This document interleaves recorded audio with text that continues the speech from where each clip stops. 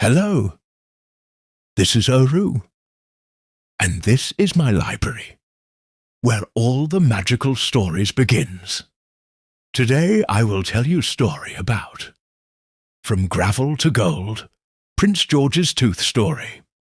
Once upon a time, in a castle high on a hill, lived Prince George. Now George was a sweet boy, but he had a very sticky secret. He loved candy more than anything in the world. His room was a kingdom of wrappers, jelly beans, and sugar. Breakfast was chocolate, lunch was lollipops, and dinner a mountain of sticky toffee. Yum! George would cheer, pushing away his plate of apples and pears. He tucked chocolate bars under his velvet pillow and hid hard candies inside his royal shoes.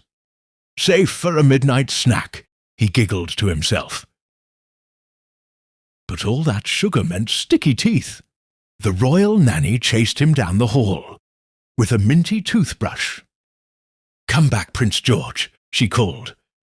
But George just laughed, running away with his hands over his mouth. The whole castle was worried. The knight offered a strong brush. The cook offered a scrub. Even the royal gardener tried to help. But George just marched past them, nose in the air and a giant lollipop in his hand. At bedtime, George went into the bathroom and ran the water, whoosh!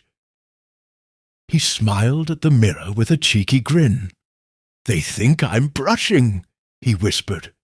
But his toothbrush sat on the counter, bone dry and lonely. One day, crunch! George bit into a caramel apple. Suddenly, he froze. The sweetness turned into a sharp pain. Something felt very wrong. He peered into his golden hand mirror. Oh no! One of his front teeth was wiggling. And worse, it looked grey, spotty, and sad. It wasn't shiny and white like a prince's tooth should be. It was covered in plaque. Plop! The tooth fell right out. It sat on the velvet tablecloth, looking full of holes and decay. George felt a little sinking feeling in his tummy, but he shook it off. It was just one tooth, right? The tooth fairy, George remembered. She gives gold coins for teeth. He forgot about the pain and tucked the little grey tooth under his fluffy pillow, dreaming of the riches he would find in the morning. As George snored softly in the moonlight, a tiny sparkle of magic flitted near his bee. The tooth fairy arrived, but she paused sadly when she saw the neglected tooth. Morning came. George woke up with a bounce, ready to find his treasure. "My gold coin!" he shouted, lifting the pillow, with a giant grin, ready to count his treasure. But there was no gold. George's jaw dropped. In his hand sat a small pile of rough, cold grey gravel. He stared at it, confused. Where was the magic? Where was the coin? George burst into tears. "Why?" he sobbed, the gravel scattering over his sheets. "I wanted a coin. This isn't fair." He felt very sad and very sorry for himself. The Queen heard his cries. She hurried into the room and sat gently on the bed.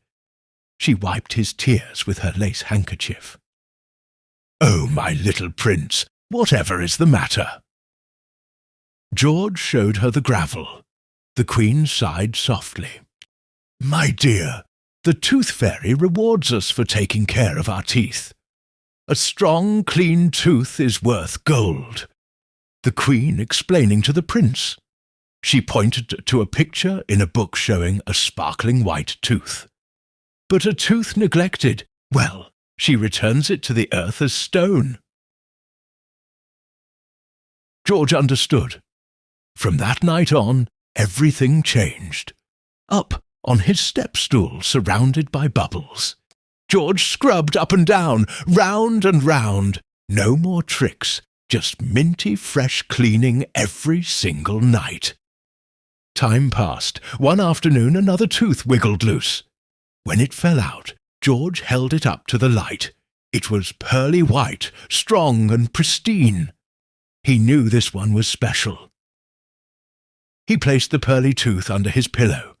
The next morning he lifted it up and gasped. There, glowing softly, was a large shiny gold coin and a beautiful pink cosmos flower, a special reward for a job well done. Prince George held his treasure high, flashing a gap-toothed, sparkling smile. He had learned his lesson. A clean tooth is the true treasure, and the Queen smiled, knowing her prince was growing up bright, strong and healthy. And that's for today. See you in another story tomorrow.